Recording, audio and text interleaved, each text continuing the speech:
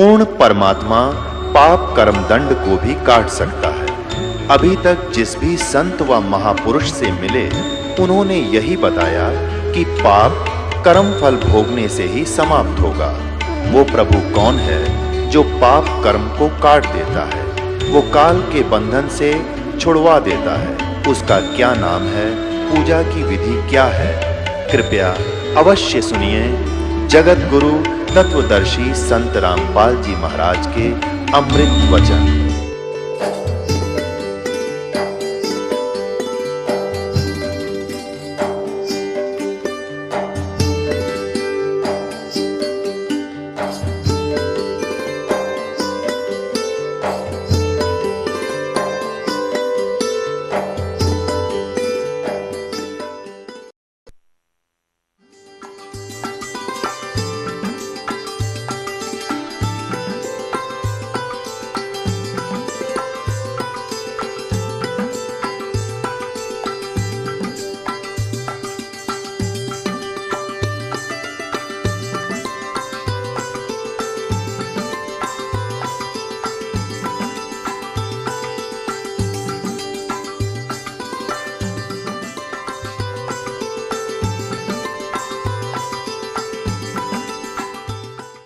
ये है सत्यार्थ प्रकाश।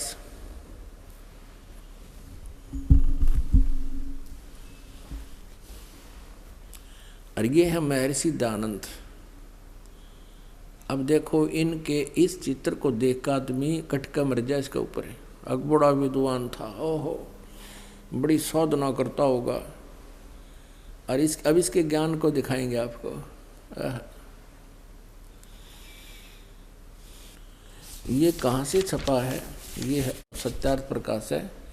इसके विषय में क्या लिखा है कि वेद आदि विविध सदशास्त्र प्रमाण ही संवंत है, यानी वेद आदि विविध सदशास्त्रों के प्रमाणों के साथ इसकी रचना की गई है। किसने की है? श्रीमद् परमहंस परिव्राजक आचार्य महर्षि दयानंद के आगे इतनी लंबी फीत, और फिर महर्षि दयानंद, और फिर सरस्वती और स्वामी विरचित है। अब इसके फीत इतनी बड़ी ला दी, श्रीमद् परमहंस परिव्राजक आचार्य महर्षि दयानंद सरस्वती स्वामी विरचित है। इस स्वामी जी द्वारा लिखी गई है पुस्तक, रची गई है।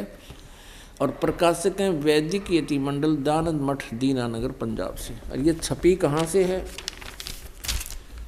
ये छपी कहाँ है? आचार्य प्रिंटिंग प्रेस, दयानंद मठ, गोहाना मार्ग, रोहतक, यहाँ से छपी है। अब इसमें आपको 7वें समोल्लास में ले चलते हैं। ये है 7वां समोल्लास, यानी 7वां समोल्लास। सत्यार्थ प्रकाश है, पृष्ठ 154 पर।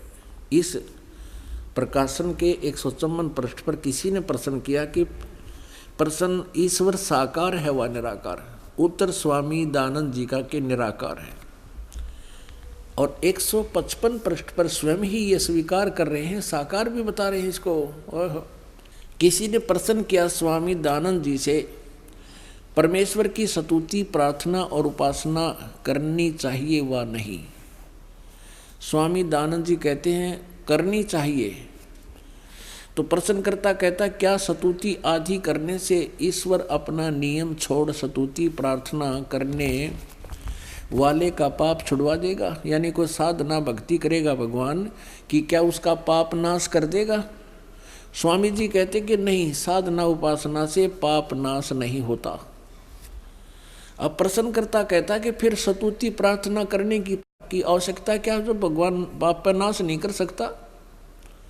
जब क्योंकि पाप कर्म से दुख होता है, और दुख निवारण भगवान कर नहीं सकता क्योंकि पाप नाश नहीं कर सकता, तो भगवान की भक्ति की क्या आवश्यकता है? अब स्वामी जी इसका उत्तर देते हैं, उनके करने का फल अन्य ही है। प्रश्नकर्ता कहता वो क्या फल है फिर? स्वामी दयानंद जी का उत्तर देखियो, स्तुति से ईश्वर में प्रीति, उसके गुण कर्म स्वभाव से अपने गुण कर्म स्वभाव का सुधरना, प्रार्थना से निरअभिमानता, उत्साह और साहे का मिलना, उपासना से परब्रह्म से मेल और उसका साक्षात्कार होना। हर एक साक्षात्कार निराकार का कैसे होगा और मेल उस निराकार से मेल कैसे हो जाएगा? यहाँ स्वयं कह रहे हैं उसका साक्षात्कार हो जाता है उपासना से और पाप कटते नहीं। अपने आत्माओं, ये ऐसे महर्षि थे, इनको ये नहीं मालूम तुम 154 पृष्ठ पर निराकार बता रहा है, 155 पृष्ठ पर कह रहा है परमात्मा परब्रह्म से मेल हो जा और उसका साक्षात्कार हो सकता है। फिर साक्षात्कार निराकार का कैसे होगा? तत्व ज्ञानहीन प्राणी ऐसी उवाबाई ही बकते हैं जिनका कोई आधार ना हो। अपने आत्माओं, जैसे एक इसमें ये प्रश्न ये भी आया है कि परमात्मा पाप नाश नहीं करता, साधना भक्ति करने वाले के पाप नाश नहीं करता, पाप अक्षमा नहीं करता। और फिर प्रश्नकर्ता ने पूछा कि फिर भक्ति किस लिए करें? स्वामी जी कहते हैं उससे और लाभ हो जाता है। वो क्या लाभ होता है कि पाप तो नाश होता नहीं भक्ति से, परमात्मा की साधना से पाप नाश नहीं होता, वो परमात्मा को प्राप्त कर लेता है, उसके दर्शन कर लेता है। अरे भले आदमी, निराकार का साक्षात्कार कैसे होगा? जैसे बच्चा इंटरव्यू देने जाता है, वहाँ साक्षात्कार होता है उसका, इंटरव्यू लेने वाले का और देने वाले दोनों सामने साक्षात होते हैं, साकार होते हैं। तो ऐसे ही परमात्मा का साक्षात्कार करना भी उसको साक्षी, उसको सामने स्पष्ट देखना होता है और निराकार दिखाई दे नहीं सकता। अब थोड़ा सा एक प्रसंग और बीच में आ गया कि परमात्मा अपने भक्तों के पाप नाश करता है वा नहीं।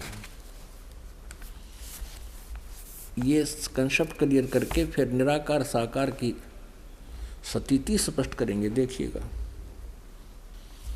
ये है सप्तम समोल्लास चल रहे हैं और सत्यार्थ प्रकाश है ये। इसके 163 पृष्ठ पे यहाँ देखिएगा, यहाँ और स्पष्ट कर दिया है। प्रश्नकर्ता कहता है कि ईश्वर अपने भक्तों का पाप अक्षमा करता है वा नहीं? उत्तर स्वामी जी कहते नहीं, क्योंकि जो पाप अक्षमा करे तो उसका न्याय नष्ट और सब मनुष्य महापापी हो जाएं, क्योंकि उनको पाप करने में उत्साह और निर्भयता हो। जैसे कोई राजा अपराधियों के पाप की अक्षमा करे तो वे अधिक अधिक अपराध करने लगें, और जो अपराध नहीं करता वह भी अपराध करने से न डरेगा। इसलिए सब कर्मों का यथावत फल देना ईश्वर का काम है, अक्षमा करना नहीं। फाइनल कर दिया इसने तो कि पाप नाश नहीं करता, जिसे कर्म करेगा वैसा फल देगा। अपने आत्माओं, परमात्मा की महिमा, परमात्मा के गुण पवित्र वेदों में लिखे हैं। अब जैसे कोई व्यक्ति कहे, कोई प्रश्न करता है किसी को जिसने अपने मकान के सामने बहुत बड़ा बोर्ड लगा रखा है, MBBS MS, और उससे कोई पूछता है कि क्या औषधि खाने से रोग नाश हो जाएगा, और वो सामने वाला जो इतना लंबा बोर्ड लगाए बैठा है, दुकान खोल रहा डॉक्टर की, और वो ये कहे कि नहीं औषधि खाने से रोग नाश नहीं होता। अब सामने वाला कहेगा फिर औषधि खाने की आवश्यकता क्या है जब रोग नहीं कटे, रोग ही नहीं कटेगा। तो वो सामने वाला, वो नकली डॉक्टर वैद्य जवाब क्या देवे कि औषधि खाने से रोग तो नाश नहीं होगा लेकिन पहलवान बन जाएगा। तो क्या वो डॉक्टर है? क्या वो वैद्य हो सकता है? वो तो कोई गुट्टी लाए बैठा है, नकली बोर्ड ला रहा है।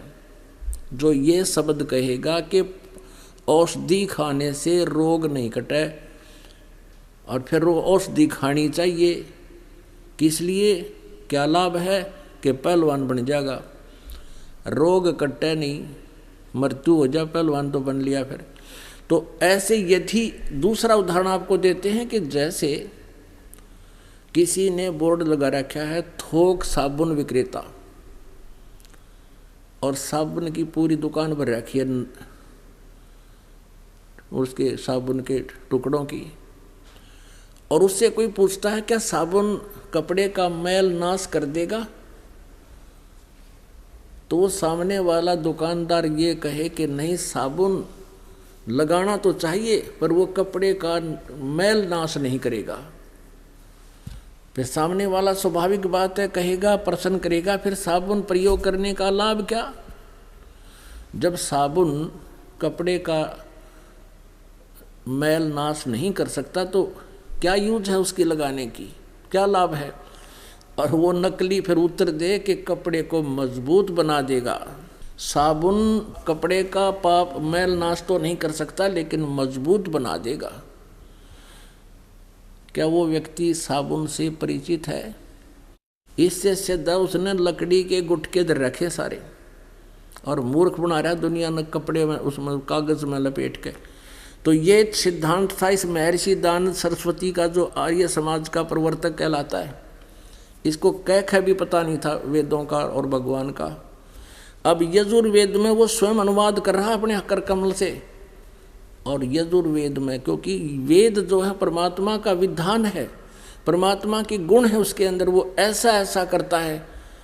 और जिसने वेदों के विरुद्ध अपना सिद्धांत बताया है वो अज्ञानी व्यक्ति था, वो वेद ज्ञानहीन था। अब देखिए वेद इसको प्रमाणित करेंगे कि परमात्मा घोर पाप का विनाश कर देता है। ये देखिए, ये महर्षि दानंद सरस्वती द्वारा ही इसका अनुवाद है।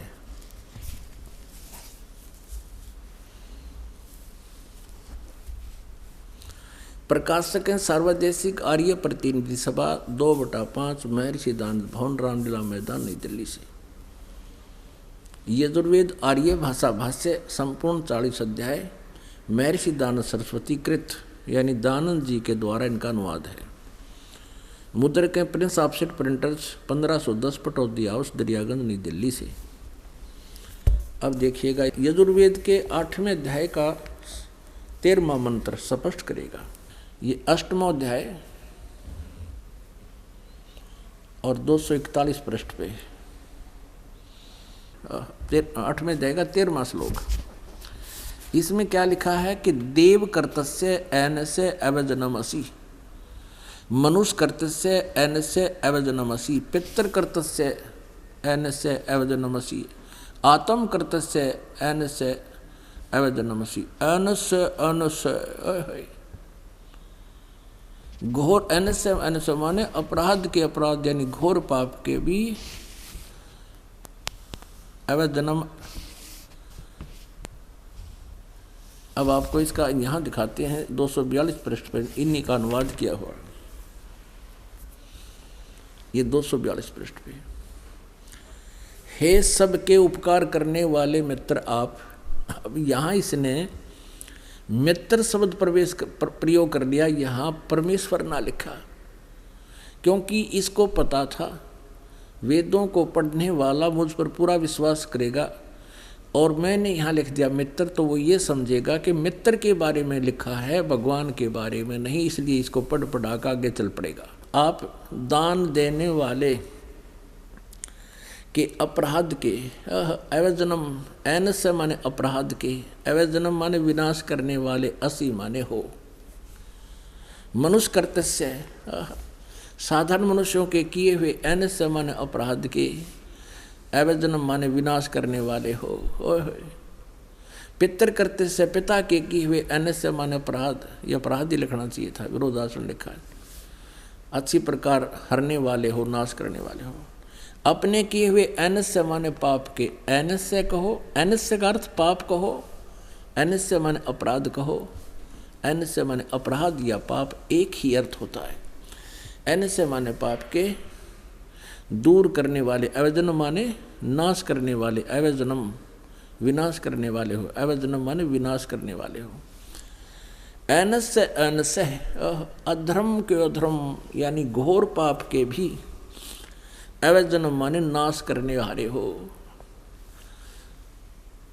अब जानता हुआ मैं जो कुछ भी अधर्म आचरण किया करता हूँ या करूँ, अनजान में जो कुछ भी किया करता हूँ वह करूँ, उस सब ऐन से माने अपराध के, पाप के, दुष्ट आचरण के नहीं, पाप के आप अवैजन माने नाश करने वाले हो।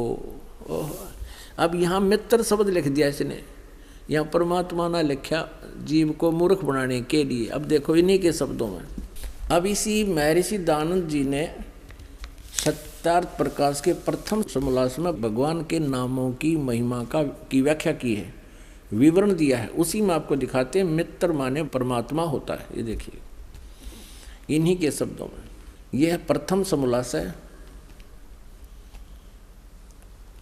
और पृष्ठ नंबर 18 पर, सत्यार्थ प्रकाश पृष्ठ नंबर 18 पर। यहाँ देखिए इन्हीं के विचारों में महर्षि दानंद जी लिख रहे हैं, जो सबसे स्नेह करे, सबको प्रीति करने योग्य है, वह परमेश्वर सबका सच्चा मित्र है। इससे परमेश्वर का नाम मित्र है। तो जहां इसने मित्र शब्द लिखा है वहां हम लिखेंगे हे परमेश्वर आप, बस सीधी सी बात। अब मित्र मान इसने यहां लिख दिया हे सबके उपकार करने वाले मित्र आप, यजुर्वेद के 8वें अध्याय के 13वें मंत्र में। अनुवाद में गड़बड़ करने की चेष्टा की कि पढ़ने वाला यूँ सोचेगा कि ये तो मित्र के बारे में लिखा है, भगवान के बारे में नहीं। ऐसा ही हमारे साथ, जैसे हमारा और इस आर्य समाज के आचार्यों का सन 2004 से वाद विवाद चल रहा था। समाचार पत्रों में विज्ञापन के माध्यम से हम लिखते थे, वो भी उत्तर देते थे। जहाँ इस दास ने ये लिखा था कि महर्षि दानंद को वेदों का बिल्कुल ज्ञान नहीं था, ये कहता है कि पाप नाश नहीं कर सकते। इस 7वें समोल्लास में लिखा है भगवान की साधना से पाप नाश नहीं हो सकते, जबकि यजुर्वेद अध्याय नंबर 8 के श्लोक नंबर 13 में स्पष्ट लिखा है कि भगवान घोर पाप का भी नाश कर देता है। तो उन्होंने उत्तर दिया था कि रामपाल झूठ बोल रहा है। यजुर्वेद अध्याय नंबर 8 के श्लोक नंबर 13 के अनुवाद में महर्षि दानंद ने मित्र के बारे में लिखा है, परमेश्वर के बारे में नहीं। यानी जनता को मूर्ख बनाना उनका उद्देश्य था, लेकिन वो भूल गए कि अब आज से 150 वर्ष पहले वाला भारत नहीं है। अब हम स्वयं शिक्षित हैं, परमात्मा ने दया बख्शी है, प्रत्येक भारतवासी आज अक्सर ज्ञान युक्त है और इनसे जैसा भी अनुवाद बना इन्होंने अनुवाद किया है, और इनसे नहीं अनुवाद हुआ वो ये दास करेगा और बता रहा है, क्योंकि सूक्ष्म वेद में वो पहले ही लिखा परमात्मा की वाणी में। अब देखो यही यजुर्वेद 8वें अध्याय का 13वां श्लोक,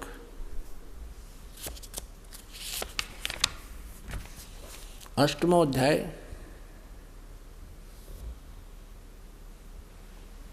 और ये हमने पढ़ा 13वां श्लोक मंत्र। इसके यहाँ पर ये अनुवाद किया स्वामी जी ने, तो यहाँ लिख दिया हे सबके उपकार करने वाले मित्र आप। हम यहाँ लिखेंगे हे सबके उपकार करने वाले परमेश्वर आप, दान देने वाले के, ऐने से माने अपराध मानी यानी पाप के विनाश करने वाले हो, साधारण मनुष्यों के किए हुए अपराध के विनाश करने वाले हो, पिता के किए हुए अनैसे माने अपराध के नाश करने वाले हो, अपने किए हुए पाप के दूर करने वाले यानी नाश करने वाले हो। एक तो इस महर्षि दानंद की या थोड़ी ये विधान गलत सिद्ध कर दिया वेदों ने कि परमात्मा पाप नाश नहीं कर सकता, जबकि वेद स्पष्ट करते हैं परमात्मा घोर पाप का भी नाश कर सकता है। तो इससे सिद्ध हो गया कि महर्षि दानंद पूर्ण रूप से वेदों से अपरिचित था, अज्ञानी था। अब प्रसंग चल रहा है कि परमात्मा साकार है व निराकार। ये कहते हैं कि परमात्मा निराकार है, वेद बताते हैं परमात्मा साकार है और मनुष्य दृश्य है, सशरीर है। अब देखिएगा ऋग्वेद मंडल नंबर 1 महर्षि दानंद जी द्वारा अनुवादित है। ये देखिएगा, ये प्रथम मंडल है, महर्षि दानंद सरस्वती का अनुवादित है। प्रकाशक हैं सार्वदेशिक कार्य प्रतिनिधि सभा 3/5 महर्षि सिद्धांत भवन रामलीला मैदान नई दिल्ली से। मुद्रक हैं Prince Offset Printers 1510 Pataudi house. अब इसमें स्वयं स्वामी जी ने स्टार्ट किया है जो प्रथम मंत्र, प्रथम इस सूक्त और इसका प्रथम मंडल, प्रथम सूक्त और प्रथम मंत्र अग्नि शब्द से प्रारंभ होता है। अग्नि शब्द से, अग्नि शब्द से प्रारंभ होता है और इस अग्नि शब्द को इन्होंने आगे स्पष्ट किया है कि यहाँ अग्नि शब्द के 2 अर्थ करने में प्रमाण ये हैं कि इस ऋग्वेद के मंत्र से यह जाना जाता है कि एक सद्वर्ण के इंद्र आदि अनेक नाम होते हैं इत्यादि। सतपथ ब्राह्मण के प्रमाणों से अग्नि शब्द ब्रह्म और आत्मा इन 2 अर्थों का वाची है। मैं अग्नि शब्द प्रजा शब्द से भौतिक और प्रजापति शब्द से ईश्वर का ग्रहण होता है। इस प्रमाण से सत्य आचरण के नियमों का जो यथावत पालन करना है सो ही व्रत कहता है और इस व्रत का पति परमेश्वर है। इस ऋग्वेद के प्रमाण से ज्ञान वाले तथा सर्वज्ञ प्रकाश करने वाले विशेषण से अग्नि शब्द करके ईश्वर का ग्रहण होता है। अग्नि माने ईश्वर का ग्रहण होता है, अग्नि माने ईश्वर। और इसी आधार से स्वामी जी ने ऋग्वेद मंडल नंबर 1 सूक्त नंबर 1 का मंत्र नंबर 2 इसमें अग्नि शब्द है। इसका अर्थ इन्होंने स्वयं कहा है अग्नि माने वह परमेश्वर। दूसरे में आगे देखो, अब ये तीसरा मंत्र है ऋग्वेद मंडल नंबर 1 सूक्त नंबर 1 का मंत्र नंबर 3। इसमें भी अग्नि ना एव अच्छी प्रकार ईश्वर, अग्नि माने ईश्वर। चौथे मंत्र में अग्नि माने हे परमेश्वर।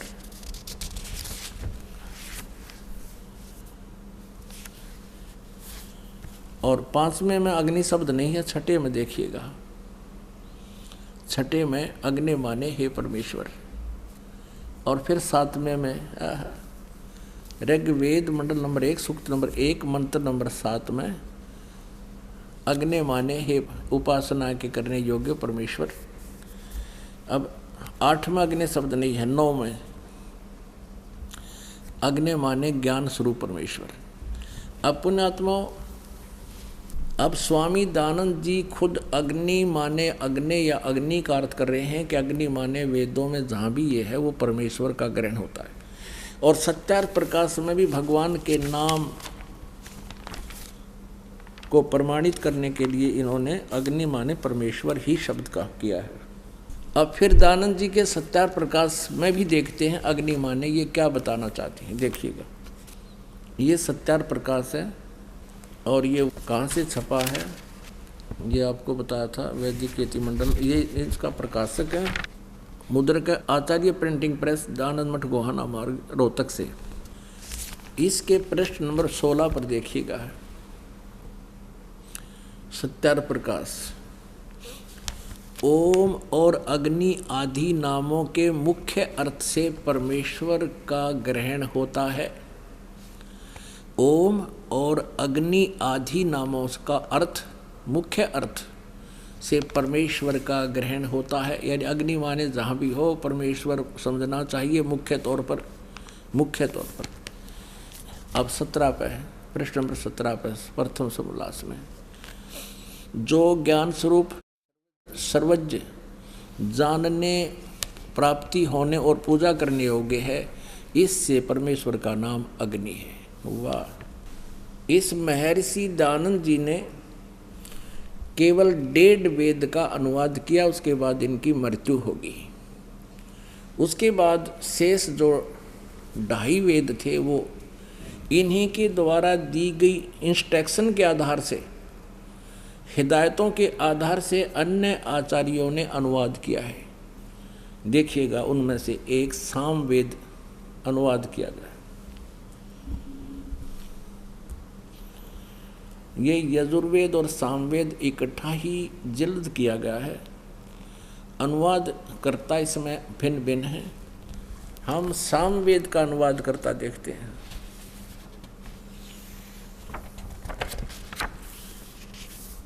ये कहाँ से प्रकाशित है ये देखिए। प्रधान कार्यालय दान संस्थान वेद मंदिर महात्मा वेद भिक्षु सेवा आश्रम मुखमेलपुर दिल्ली दूरभाष इतना। प्रकाशक हैं पंडिता राकेश रानी, अध्यक्ष दानंद संस्थान 2286 आर्य समाज मार्ग करोल बाग नई दिल्ली से। अब इसके अनुवादकर्ता ने कितना अच्छा अनुवाद किया है, स्पष्ट किया है। ये देखिएगा सामवेद यहाँ से प्रारंभ होता है।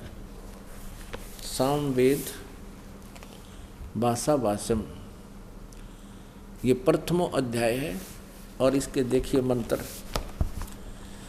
इसके प्रथम मंत्र में अग्नि माने हे ईश्वर, दूसरे मंत्र में अग्नि माने हे परमेश्वर, और तीसरे मंत्र में अग्नि माने ईश्वर को, यानी अग्नि माने ईश्वर, और चौथे मंत्र में अग्नि माने परमेश्वर, पांचवें मंत्र में अग्नि माने हे ईश्वर, और छठे मंत्र में अग्नि माने हे ईश्वर, और सातवें मंत्र में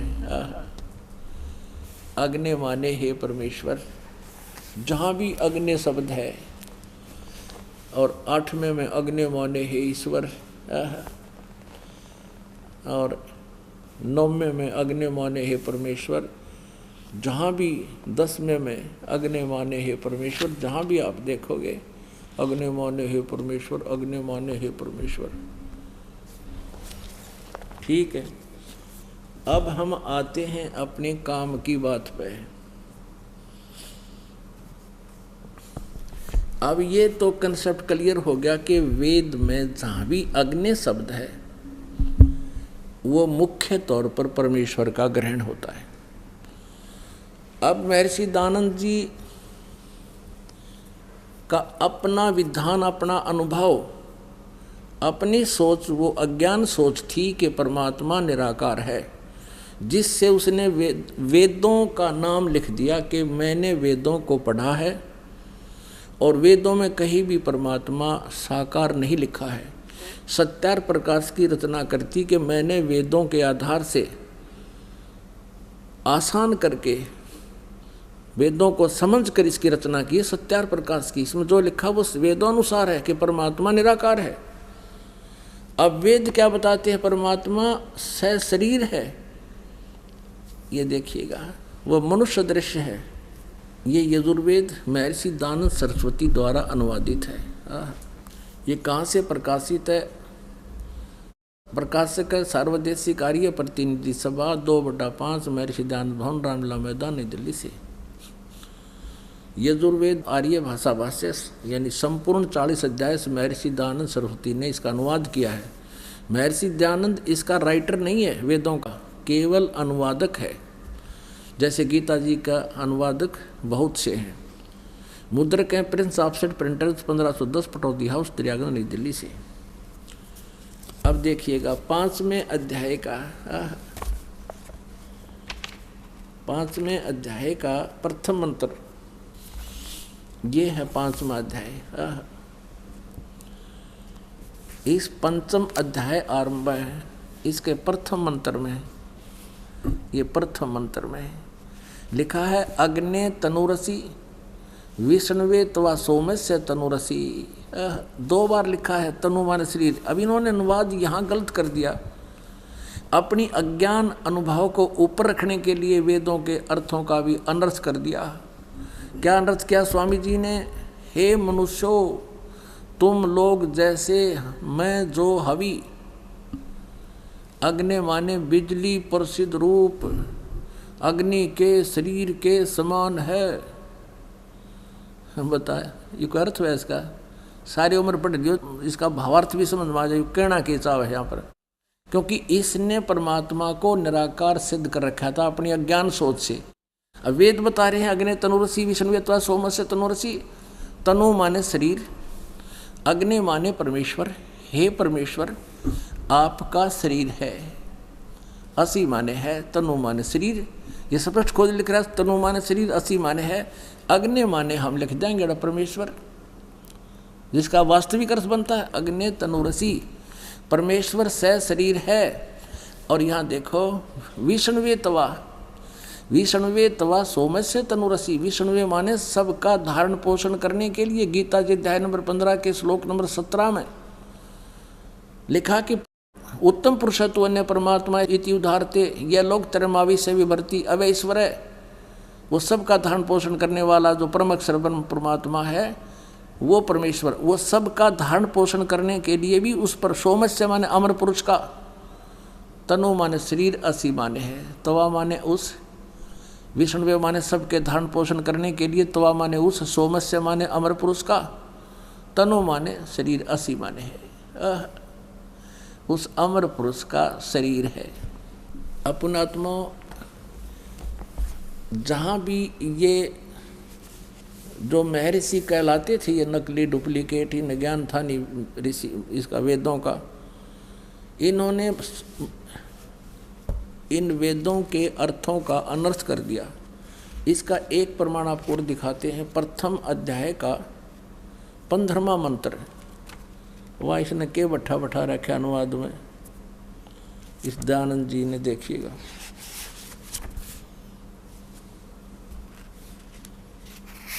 ये देखिए, ये और दिखाते हैं आपको। फिर कई प्रमाण देंगे परमात्मा का कि साकार है। ये देखिएगा, यजुर्वेद भाषा भाष्य, और ये प्रथम अध्याय का, ये प्रथम अध्याय है और इसका 15वां मंत्र है। इसका भी स्टार्ट है अग्नि तनुरसी। अग्नि माने परमेश्वर, तनु माने शरीर, असी माने है। वाचो विसर्जनम देव वित्ते तवा गृह में वृद्ध ग्राहवा असी। अब इसका अनुवाद क्या किया है इसने? पहले तो ये देखिएगा कि अग्नि तनुरसी वाचो विसर्जनम तवा, इन शब्दों का अर्थ ही नहीं किया। इसमें अग्नि तनुरसी कहीं पर भी अनुवाद नहीं है। ये जो हाईलाइट कर रखे हैं ये संस्कृत है, इसमें कहीं अग्नि शब्द नहीं है और तनुरसी नहीं है, कि इसमें कहीं भी अग्नि शब्द नहीं है। अग्नि तनुरसी कहीं पर भी नहीं है। अर्थ नहीं करा, क्योंकि पोल खुलती दिखे थी, फिर आगे वो 2 बार लिखा पाया, इसने करना पड़ा उलट सुलट सा। अब यहाँ क्या अनुवाद कर रहा है इसमें? प्रथम अध्याय के 15वें मंत्र में, मैं सब सज्जनों के हित जिस हवि अर्थात पदार्थ के संस्कार के लिए बड़े बड़े पत्थर हैं और काठ के मूसल आदि पदार्थ विद्वान व दिव्य गुणों के लिए उस यज्ञ को श्रेष्ठ गुणों के प्रकाश और श्रेष्ठ विद्वानों व विविध भोगों की प्राप्ति के लिए ग्रहण करता हूँ। ये कोई अर्थ बना इसका?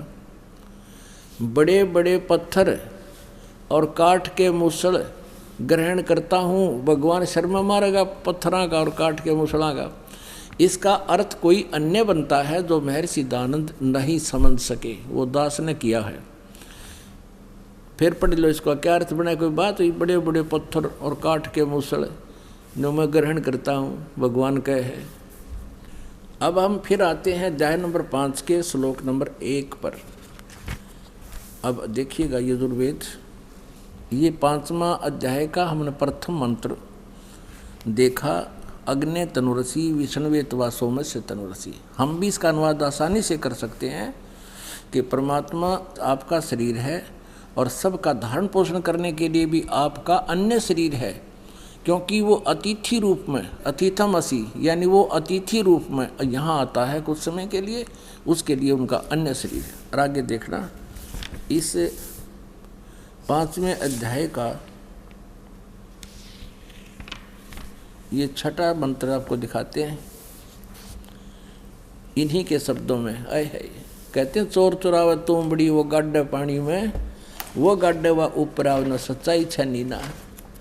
यहाँ देखिएगा 5वां अध्याय यजुर्वेद महर्षि दानव जी का अनुवाद यह देखना, छठे में 5वें अध्याय का छठा मंत्र। जिसलिए अग्ने, खुद लिख रहा है अग्ने वर्तपते, यानी जगदीश्वर आप वह बिजली, ये बिजली के लड़ाई दी इसमें, आपका बिजली, परमेश्वर या बिजली, दोनों लिख लिए, बिजली भी सत्य धर्म आदि नियमों के पालन करने वाले हैं। इसलिए उस आप व बिजली में मैं पूर्वोक्त व्रतों के पालन करने वाले क्रिया वाला होता हूँ। जो यह तव माने आपका, आप और उसकी नहीं, आप तव माने आपका, तनु माने शरीर है, इसने रांद काट दी, विस्तृत व्याप्ति है। आप तव माने आपका, यह आपका, तनु माने शरीर है, वह मुझ में जो यह मेरा शरीर है, भगवान का भी शरीर है और मुझ में मेरा शरीर है। सो आप व उसमें जो ब्रह्मचर्य के व्रत, अब सिद्ध हो गया कि भगवान का भी शरीर है और जो बोलता है उसका भी शरीर है। आगे देखिए, ये है यजुर्वेद अध्याय नंबर 5 का और मंत्र नंबर 8 है। इसमें ये मंत्र नंबर 8 है, इसमें 3 बार तनूर असी लिखा है 8 का। हे मनुष्य लोगों, तुमको यह जो इस अग्नि, बिजली रूप लिख दिया, अग्नि माने परमेश्वर लिखना है यहाँ पर, परमेश्वर का अग्नि नहीं, परमेश्वर का स्वर्ण आदि सोने आदि में सोने अत्यंत बड़ा अभ्यंतर रहने वाला तनु माने शरीर है। तुम हे मनुष्य लोगों, तुमको जो इस परमेश्वर का, अग्नि का नहीं, परमेश्वर का जो अत्यंत बड़ा शरीर है, शरीर यहाँ है लिखना चाहिए, शरीर है, और भयंकर वचन को नष्ट करता है, उत्तमता से सेवन किए हुए अन्न को, ये बकवास कर रखी इसने सारी। इस अग्नि माने परमेश्वर का अत्यंत विस्तीर्ण अभ्यंतर में स्थित होने, लोकों में सोने वाला है, यानी लोकों में सोना में, अन्य लोकों में भी जब वो जाता है उसका शरीर है। और तीसरी बार फिर लिखा, वो इसका इसने अनुवाद नहीं किया, शर्मा गया यू अकड़े सी छुपाऊँ। देखो इस मूल संस्कृत में 3 भगत तनूर, तनु, ये तनु है, वरिष्ठा, तनु वरिष्ठा एक, और मूल संस्कृत में यहीं पर है, ये दूसरा तनु वरिष्ठा, और तीसरा फिर ये तनु वरिष्ठा है। इसका अलग अलग इसने केवल 2 बार लिखा, तनु माने शरीर, तनु माने शरीर, और तीसरी बार इसने शर्म आगी अनुवाद छोड़ दिया। 150 साल हो गए इसके अनुवाद को ऐसे एजिटी चलते हुए को। यजुर्वेद अध्याय नंबर 7 के मंत्र 39 में उसमें लिखा है कि नरवत मनुष्य के तुल्य परमात्मा। ये देखिएगा, यही अनुवाद कर रहा है लेकिन गोलमोल कर रहा है। यही महर्षि दानंद सरस्वती द्वारा ही इसका अनुवाद किया गया है। 7वें अध्याय का 39वां श्लोक आपको दिखाते हैं। ये देखिएगा, ये है 7वां अध्याय यानी 7वां अध्याय और यजुर्वेद, और इसका 39वां मंत्र 39। इसमें लिखा कि महान इंद्र नरवत आ, इस दय को तय बनाते हैं, ये इसका संधि छेद करते हैं, जब इसने भी ऐसा ही किया है। नरवत महान माने सर्वोत्तम अत्यंत पूज्य है, नरवत माने मनुष्य के तुल्य, मनुष्य के तुल्य परमात्मा है। इंद्र, हे भगवान जगदीश्वर, जिस कारण आप योगाभ्यास के ग्रहण करने योग्य हैं, ऐसे ऐसे अब यहाँ लिखना था ए महान इंद्र नरवत, हे बड़े, महान माने बड़े, इंद्र माने परमेश्वर, नरवत मनुष्य के समान, मनुष्य के तुल्य आप अपना हो और अपना सब कार्य करते हो। अच्छी प्रकार सब मनुष्यों के सुख को परिपूर्ण करने के व्यवहार और परमार्थ के ज्ञान को बढ़ाने वाले 2 प्रकार के ज्ञान से संयुक्त करते। इसने तड़ंगा कर रखा है यो। बाकी हमने ये देखना है कि हे परमात्मा जो है वह परमेश्वर, हे जगदीश्वर, जिस कारण आप योगाभ्यास से ग्रहण करने योग्य हैं, इससे अत्यंत उत्तम ऐश्वर्य के लिए हम लोग आपकी उपासना करते हैं। यह उपासना हमारे लिए कल्याण का कारण है। इससे तुमको परम ऐश्वर्य पाने के लिए हम सेवन करते हैं। जो महान इंद्र, महान सर्वोत्तम अत्यंत पूज्य, मनुष्य के समान के तुल्य अच्छे प्रकार, यानी इसका अर्थ ये कि वो परमात्मा आप आपकी पूजा करते हैं और आप मनुष्य के तुल्य हैं, आप परम पूज्य हैं, ये महान इंद्र। और दिखाते हैं आपको ऋग्वेद मंडल नंबर 1 और सूक्त नंबर 31 का मंत्र नंबर 17 में मनुष्यवत अग्नि, मनुष्य के तुल्य परमात्मा। ये देखिए ऋग्वेद, ये भी दानंद सरस्वती का ही अनुवाद है, प्रथम मंडल।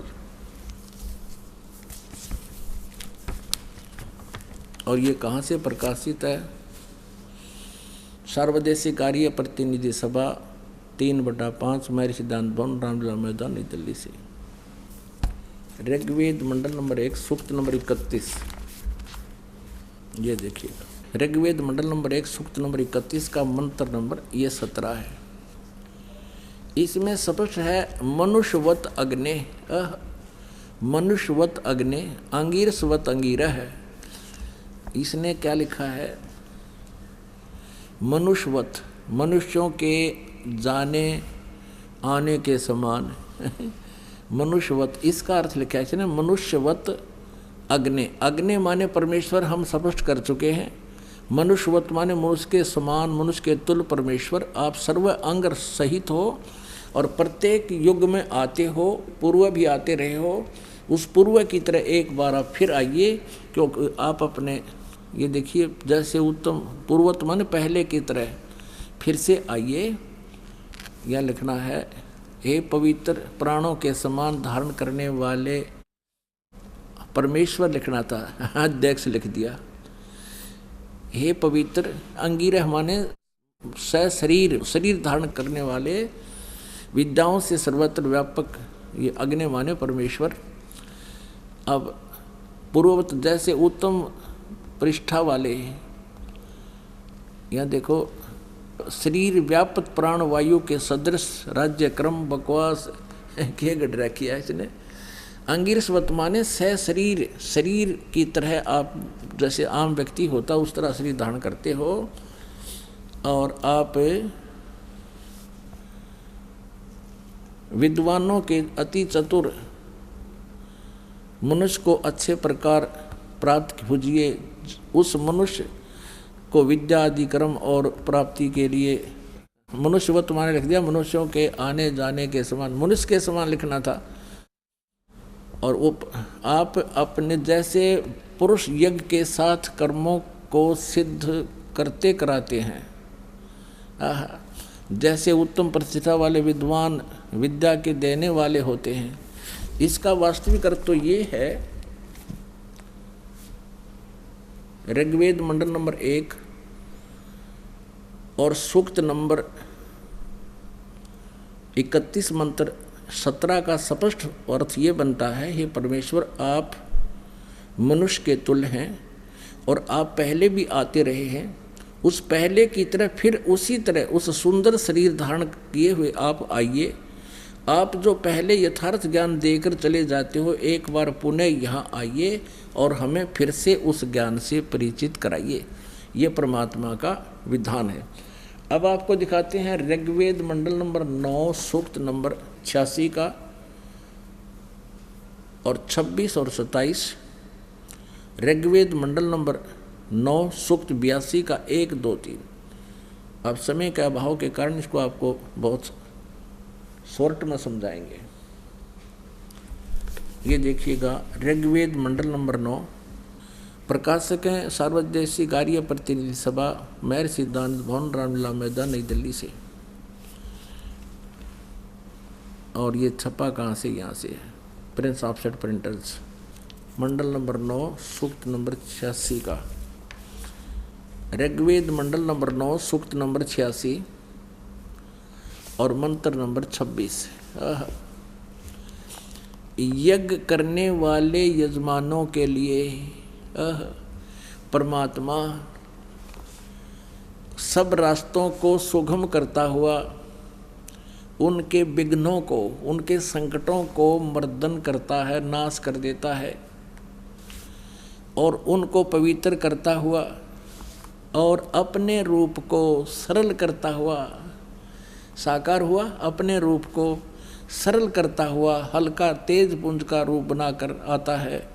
वह कांतिमान परमात्मा। इन्होंने कवि का अर्थ सर्वज्ञ कर दिया। यहाँ लिखना था वो कबीर है, वो कबीर देव है। ये कबीर शब्द है, हम इसको कबीर कहते हैं। कबीर वह को वह बोलते हैं, इसका अर्थ इन्होंने कवि कर दिया और कवि बनाकर इसका अर्थ कर दिया सर्वज्ञ। यहाँ लिखना था कबीर देव। इन्हीं के शब्दों में पुण्यात्माओं, परमात्मा ने आपका जो जन्म अब दिया है मनुष्य का, स्त्री या पुरुष का, धन्य आपके माता पिता को जिनसे जन्म हुआ, क्योंकि अब हम परमात्मा को आसानी से पहचान सकते हैं। हम शिक्षित हैं और इन अज्ञानियों ने जो अनर्थ कर रखे हैं उनको हम आसानी से समझ जाएंगे कि यहाँ इन्होंने गड़बड़ कर दी जानबूझ के। और आज शिक्षा का यदि कोई लाभ है तो भगवान पाने में सहयोग है, अन्यथा इस शिक्षा की कति आवश्यकता नहीं थी। इसने बेईमान बना दिए, हम एक दूसरे के शत्रु बना दिए। 24 घंटे मन में दोष रहता है और उसको अब सेट करने में बहुत समय लग रहा है हमारे को, लेकिन अब हो जाएगी, सारी सेटिंग भी हो जाएगी, ज्ञान हो जाएगा, परमात्मा से हमें घना लाभ मिलने लग जाएगा, तो हम सब बुराइयां त्याग देंगे। तो इस शिक्षा का अगर लाभ है तो परमात्मा पाने में अति सहयोग है। इसके लिए अब आपको दिखाते हैं कि जहाँ जैसे कवि लिखा, कबीर लिखा है, तो वहाँ लिखना चाहिए था अनुवादकर्ता ने कबीर देव। जैसे इस यजुर्वेद है, ये देखिएगा, ये महर्षि दानंद सरस्वती का अनुवाद है। ये एक यजुर्वेद पुस्तक है, इसके ऊपर रह लगा है। यहाँ अगर 2 अपसर्ग लगा दी जाए तो भी ये यजु, अगर ये अकेला शब्द भी कहीं पर है, ये वेद ना लिखा हो, तो भी इसकी महिमा कहीं हो रही हो, तो हमने यजुर्वेद लिखना पड़ेगा। ये देखिएगा, महर्षि दानंद सरस्वती ने भी ऐसा ही किया है। प्रकाशक हैं सार्वदेशिक कार्य प्रतिनिधि सभा, 2/5 महर्षि दानंद भवन, रामलीला मैदान, नई दिल्ली से। ये दानंद सरस्वती का ही अनुवाद है और इसके 36वें अध्याय का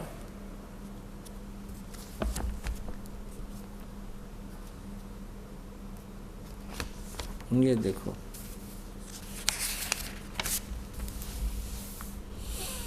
ये यजुर्वेद भाषा भाष्य है और ये है 60-30 अध्याय, 36वां अध्याय। इसके प्रथम मंत्र में लिखा है रचम वाचम परपधे मनो यजु। ये यजु लिखा है, यजु, और ये यजुर्वेद की महिमा है। तो यहाँ इस दानंद ने अनुवाद करते समय यहाँ ठीक अनुवाद किया है। यहाँ लिखा है, इस यजु का अर्थ लिख दिया यजुर्वेद को। ओह, बहुत ठीक किया, यजु शब्द लिख दिया, इसका यजुर्वेद लिखना पड़ा इसने, क्योंकि यजुर्वेद की महिमा चल रही है। और यदि यहाँ यजु का अर्थ कुछ अन्य कर दिया जाए तो यजुर्वेद को कैसे पहचानेंगे, किसकी महिमा है ये? ठीक इसी प्रकार अब हम आते हैं ऋग्वेद में। अब हम इसी प्रकार अब हम ऋग्वेद में जहाँ परमात्मा कबीर, इन्होंने कबीर लिख दिया, कबीर को कवि कर दिया, उसका अर्थ सर्वज्ञ कर दिया, गलत कर दिया। यहाँ लिखना था वो कबीर देव है, वो कबीर साहब। हम कबीर साहब के, देव माने साहब कहो, भगवान कहो, अल्लाह कहो। ये देखिए ऋग्वेद अब हम ऋग्वेद पर आते हैं, क्योंकि बीच में ये कंसेप्ट क्लियर करना था, इसलिए यजुर्वेद लिया था बीच में। ये वही है, ये यहाँ से ये छपा है, प्रकाशक है। अभी हम पढ़ रहे थे इसको, वही है, ये देखिएगा। ऋग्वेद मंडल नंबर 9 सूक्त 86 का मंत्र हम 26 पढ़ रहे हैं। देख कितना स्पष्ट है इसमें। ये कबीर लिखा, कबीर अत्यय, तो इसको इन्होंने ऐसा लिख दिया, 2 अपसर्ग लगा दिए, तो फिर भी यहाँ लिखना था वो कबीर देव, कबीर देव लिखना था। जैसे ये है ऋग्वेद मंडल नंबर 9 सूक्त 20, इसका मंत्र नंबर 1 में यहाँ लिखा है वो कबीर देव, कबीर देव, वो कबीर देव। ये कबीर साहब लिखना चाहिए था, वो कबीर परमेश्वर। तो यहाँ केवल कबीर लिखा है, तो अभी ये कबीर देव ही लिखना पड़ेगा। यज्ञ करने वाले यजमानों के लिए परमात्मा, यज्ञ करने वाले यजमानों माने साधना करने वाले भक्तों के लिए परमात्मा सब रास्तों को सुगम करता हुआ उनके विघ्नों को मर्दन करता है, उनके संकटों का नाश कर देता है और उनको पवित्र करता हुआ और अपने रूप को सरल करता हुआ वह कांति में, यानी परमात्मा कबीर देव, वो लिखना था वह कबीर देव, कबीर साहब विद्युत के समान क्रीड़ा करता हुआ, यानी बहुत शीघ्र गति से चलता हुआ वर्णीय पुरुष को प्राप्त होता है, श्रेष्ठ अच्छी आत्मा को मिलता है, गति करके वहाँ से चल कर आता है। ये देखिएगा। अब 27 में ऋग्वेद मंडल नंबर 9 सूक्त नंबर 86 मंत्र 27 में क्या कहा है कि प्रेम की वे, हम यहाँ लिखेंगे जो परमात्मा प्रकाश पुंज परमात्मा, फिर यहाँ लिखेंगे जो परमात्मा ध्युलोक के तीसरे पृष्ठ पर विराजमान है, एक देशीय है, एक स्थान पर रहता है। ध्युलोक के, उस तेजो में लोक के, सतलोक के तीसरे पृष्ठ पर विराजमान है, वो प्रकाश रूप है। यानी एक देशीय हुआ वो परमात्मा ऊपर ध्युलोक के, यानी उस सतलोक के तीसरे पृष्ठ पर, तीसरे स्थान पर विराजमान है, एक देशीय हुआ। आगे देखो, अब आपको दिखाते हैं ऋग्वेद मंडल नंबर 9 सूक्त नंबर 82 और मंत्र 1, 2, 3 में। ये देखिएगा, ऋग्वेद मंडल नंबर 9 सूक्त नंबर 82 और यहाँ आते हैं मंत्र नंबर 1। देखना कितना स्पष्ट लिखा है कि जो सर्व उत्पादक प्रभु, यानी सबकी उत्पत्ति करने वाला प्रकाश रूप, अरु से माने वो साकार परमात्मा, सद्गुणों की वृष्टि करने वाला, हरि माने पापों का हरण करने वाला। अयुदानंद मठ कह रहा था मेरा पाप नाश नहीं करता, या फिर लिख रहे हैं पापों का हरण करने वाला, पापों का नाश करने वाला, वह राजेव, राजा के समान। ये देखना, हम 269 यानी 269 पे, और यहाँ पर लिखा है कि वो राजेव, राजा के समान। इसका शेष है 270 पे, ये है शेष 270 पे। ऋग्वेद मंडल नंबर 9 सूक्त 82 का मंत्र हम 1 पढ़ रहे हैं, 270 पे। राजा के समान दर्शनीय है, दर्शनीय देखने योग्य है, राजा के समान साकार है, मनुष्य दृश्य है, वह पृथ्वी आदि लोक लोकांतरों के चारों ओर शब्दमान हो रहा है। वह वर्णीय पुरुष को, ओह श्रेष्ठ, वर्णीय माने श्रेष्ठ भक्त पुरुष को, व्यक्ति को, जो दृढ़ भक्त है उसको पवित्र करता हुआ प्राप्त होता है। जिस प्रकार विद्युत स्नेह वाले स्थानों को आधार बनाकर प्राप्त होता है, और वो उसका उद्देश्य क्या होता है ये देखिएगा। दूसरे मंत्र में। वो किस उद्देश्य से आता है वो परमात्मा? ये कबीर शब्द है यहाँ पर, कबीर मूल पाठ में कबीर वेदस्य, ये परमात्मन उपदेश करने की इच्छा से आप महापुरुषों को प्राप्त होते हो, सच्चा ज्ञान देने के लिए आते हो, और आप कांति अत्यंत गतिशील पदार्थ के समान हमारे आध्यात्मिक यज्ञ को प्राप्त होते हो। यानी अत्यंत गतिशील पदार्थ के समान, यानी बिजली जैसी गति से आप चलते हो। आप ये फिर सर्वज्ञ लिख दिया, आप कबीर देव हैं, आप कबीर साहब हैं, शुद्ध स्वरूप हैं। आगे आगे आप पापों को दूर करके, हे सोम, हे अमर परमात्मा, आप हमको सुख दें अपने आत्माओं। इसमें स्पष्ट कर दिया है कि वो परमात्मा राजा के समान देखने योग्य है। राजा तब मनुष्य जैसा ही होता होगा, और कौन सा वो पत्थर जैसा होता है। और वो स्पष्ट कर दिया है कि वो परमात्मा तीसरे धाम में रहता है, और वहाँ से गति करके आता है, अच्छी श्रेष्ठ आत्माओं को मिलता है और उनको तत्व ज्ञान से परिचित कराता है। वो किस किस को मिला? हम सुल्तानी नानक तारे दादू को उपदेश दिया, जात जुलाहा भेद न पाया, काशी माहे कबीर हुआ। वो परमात्मा किन किन अच्छी आत्माओं को मिले? आदरणीय धर्मदास साहिब जी को मिले, आदरणीय मलुकदास साहिब जी को मिले, आदरणीय नानक साहिब जी को मिले।